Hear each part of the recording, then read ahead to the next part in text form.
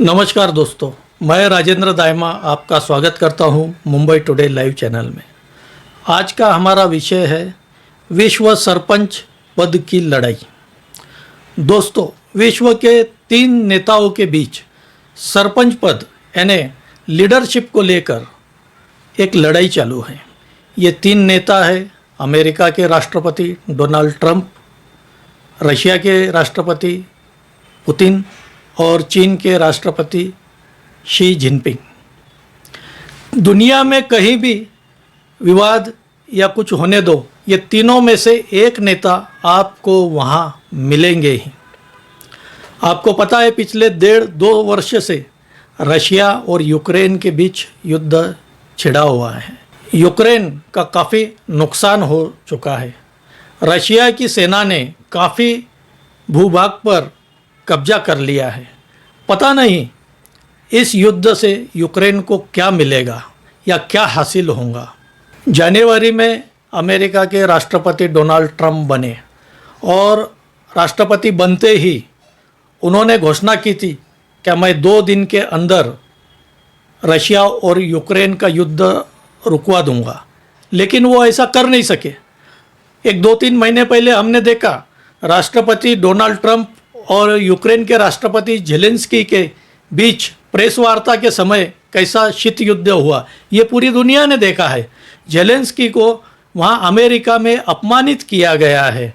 22 अप्रैल को पहलगाम में हमला हुआ, 27 निर्दोष लोगों की हत्या की गई और उसके बाद भारत के प्रधानमंत्री नरेंद्र मोदी ने यह सार्वजनिक रूप से कहा कि हम हर आतंकवादी से चुन चुन कर बदला लेंगे।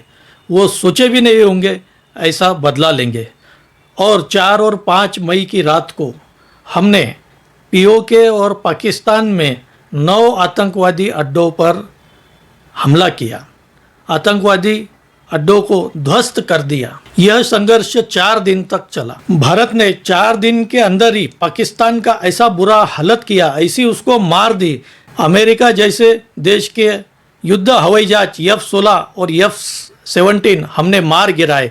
पाकिस्तान को ज़बरदस्त मार पड़ी और वह भागता दौड़ता अमेरिका के पास गया युद्ध विराम कराने के लिए। और अमेरिका के राष्ट्रपति डोनाल्ड ट्रंप ने दोनों देशों की घोषणा के पहले ही घोषणा कर दी युद्ध विराम की। उन्होंने ट्वीट कर दिया कि मैंने दोनों देशों के बीच युद्ध विराम करा दिया है।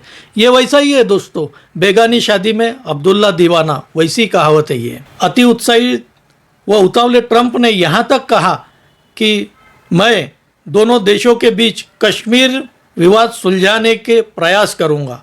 और ये भारत का जो स्टैंड है उसके खिलाफ है, उसके विरुद्ध है। भारत ने चाहे कोई भी सरकार रही हो केंद्र में, यह हमेशा अपना एक स्टैंड रखा है कि हमें कोई भी तीसरे देश की हमें मध्यस्थता स्वीकार नहीं है। और प्रधानमंत्री नरेंद्र मोदी ने अपने संबोधन से यह स्पष्ट कर दिया है कि ट्रंप ने जो मुद्दे उठाए उन्होंने उसे नकार दिया है। प्रधानमंत्री नरेंद्र मोदी ने यहाँ तक बताया कि पाकिस्तान से जब भी चर्चा होंगी सिर्फ 2 विषय पे होंगी, पीओके और आतंकवाद। इसी 2 विषय पे चर्चा होना है, बाकी किसी विषय पे चर्चा नहीं होंगी। डोनाल्ड ट्रंप ने मध्यस्थता तो की, लेकिन सबसे बड़ी बात है कि भारत और पाकिस्तान को दोनों को एक ही चश्मे, एक ही नज़रिए से देखने लगे। यह हमें मंजूर नहीं है, क्योंकि पाकिस्तान यह आतंकवाद को पुरस्कृत करता है। हमने आतंकवाद सहा है पूरे विश्व में।